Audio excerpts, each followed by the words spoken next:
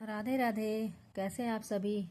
आशा कर रही हूँ कि आप सभी अच्छे होंगे और मन लगाकर अपनी पढ़ाई कर रहे होंगे। तो सबसे पहले मेरे चैनल हिंदी साहित्य सुमन पर आपका स्वागत है। और मैं पढ़ रही हूँ हिंदी साहित्य का दूसरा इतिहास बच्चन सिंह के पुस्तक से।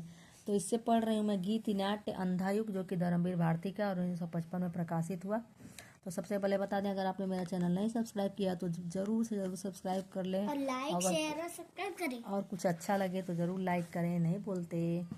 तो आइए पढ़ते हैं धर्मवीर भारती का अंधा युग। क्योंकि अलग अलग पुस्तकों से अलग अलग परिभाषाएं भी पूछी जाती हैं। अभी आप पढ़ेंगे तो देखेंगे कि जैसे कुछ दो लाइन दे देगा और बोलेगा कि यह लाइन अंधा युग के विषय में किससे लिया गया है, किसका है। इसलिए पढ़ना बहुत ज़रूरी होता है, जो लेख दिया गया रहता है। तो धर्मवीर भारती का अंधा युग 1955 उनकी समस्त कृतियों का शिखर है।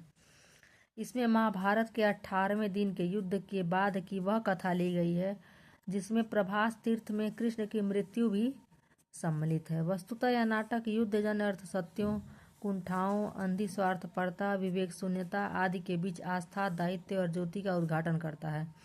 अंधों के माध्यम से यह ज्योति नाट्य है। यह विचित्र युद्ध था, किसी की भी जय नहीं हुई। विजय केवल अपनी अंधेपन की होती है। शुभ और कोमल पराजित होते हैं। सभी युद्धों की यही परिणति है। इसमें ईश्वर की भी मृत्यु होती है, उसका स्थान व्यक्ति का उत्तरदायित्व लेता है।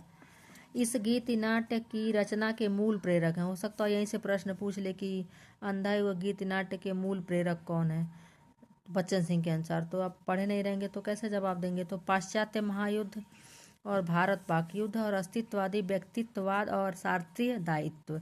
युद्ध में मर्यादा टूटी, स्वार्थ अंध व्यक्तिवाद अपने चरमोत्कर्ष पर पहुंचा, न्याय की ओर से लड़ने वाले युयुत्सु ने आत्महत्या की, अश्वत्थामा ने ब्रह्मास्त्र छोड़ा। इस नाटक का अंतर्विरोध यह है कि इसमें एक ओर धृतराष्ट्र के माध्यम से व्यक्तित्वता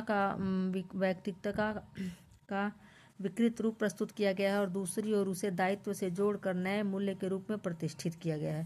धृतराष्ट्र कहता है कि आज मुझे भान हुआ, मेरी व्यक्तिताओं के आधार पर भी सत्य हुआ करता है। व्यक्ति स्वातंत्र्य के संबंध में भारती का मत है। पाश्चात्य व्यक्तित्ववादी चिंतकों की भाषा में यह व्यक्तिगता मूल्यों के ग्रहण और विकास की दिशा में स्वसंचालित गति है। प्रश्न होता है कि स्वसंचालित होने के कारण क्या व्यक्तिगता अतिरेकवादी नहीं हो जाती। तो हो जाएगी। क्या ऐसा उपग्रह है जिसमें स्वातंत्र्य और दायित्व के खंड अपने आप संयुक्त हो उठेंगे। सामाजिक विवेक के अभाव में स्वतंत्र धृतराष्ट्र या फांसीवाद में बदल जाएगा।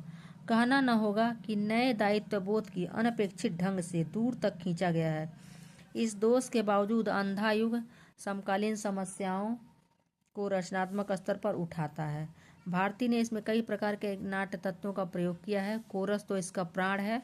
अपनी धीमी संतुलित लय में गायक युद्ध जन विकृतियों, चरित्रों और मनोदशाओं के हल्के दार्शनिक रंग में प्रस्तुत करते हैं। गीत नाट्यों की सफलता बहुत कुछ टोन के उतार चढ़ाव, लघु दीर्घता पर निर्भर करती है। इसी से विभिन्न चरित्रों की स्थिति, क्रिया व्यापारों, द्वंद्वात्मक मानसिकताओं का अभिलेख तैयार होता है और इसी से नाटक अभिनीत होता है। एक आहट से धृतराष्ट्र का स्वर वैसे ही तीव्र हो उठता है जैसे एक विशिष्ट ताल पर पांव बंधे घुंघरू सहसा झंकृत हो उठे।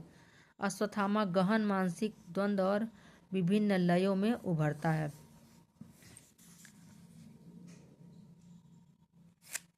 दुष्यंत कुमार का गीत नाट एक कंठ विस्पाई की विषय वस्तु युद्ध विरोधी है।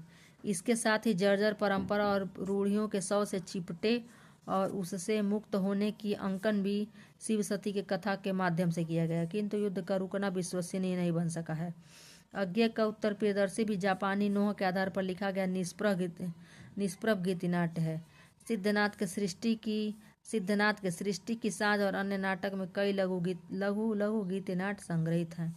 तो अंधा युग क्या है, जो क्या लिखा है, अंधा युग समकालीन समस्याओं को रचनात्मक स्वर पर उठाता है।